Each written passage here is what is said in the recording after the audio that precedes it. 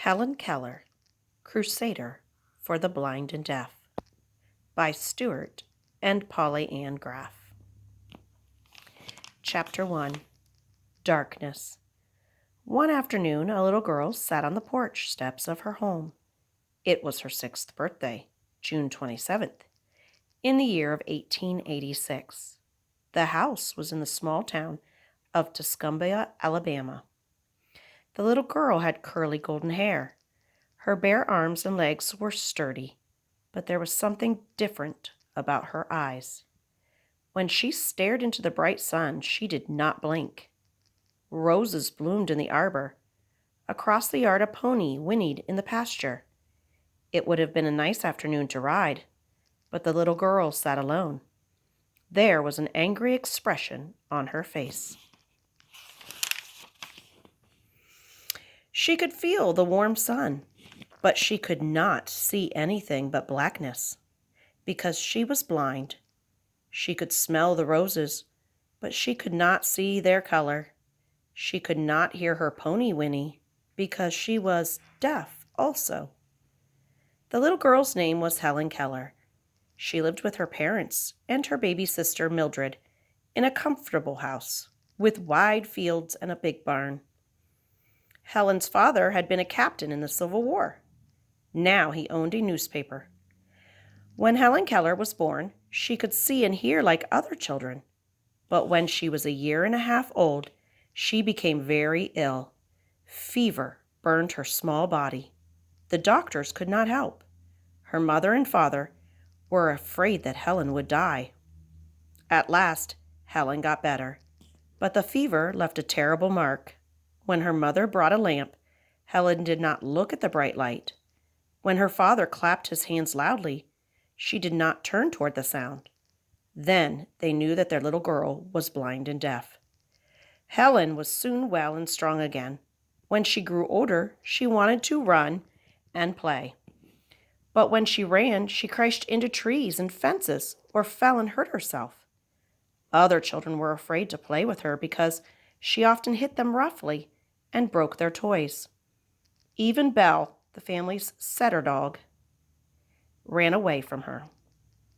Helen did not understand that anyone had feelings except herself. Once she pushed her baby sister out of the cradle. Worst of all, Helen could not speak or understand others. Her mind was bright and active. She could feel her way quickly through the house or follow the path to the barn.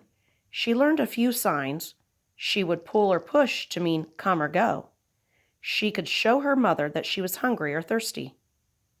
But Helen could not hear voices. She could not see people talking. She did not know that people talked in words.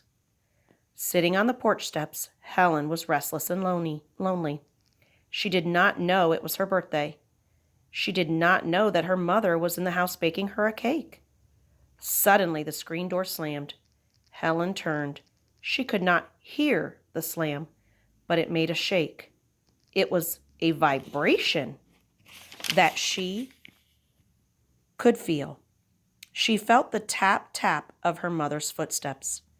Mrs. Keller had come to dress Helen for supper, but when Helen sniffed the smell of freshly baked cake, she ran past her mother.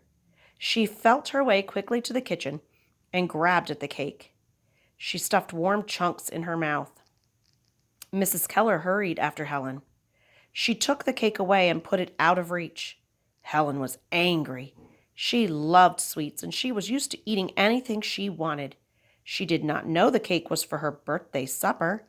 She kicked and screamed. She fell on the floor sobbing. Before her mother could stop her, Helen rushed outdoors.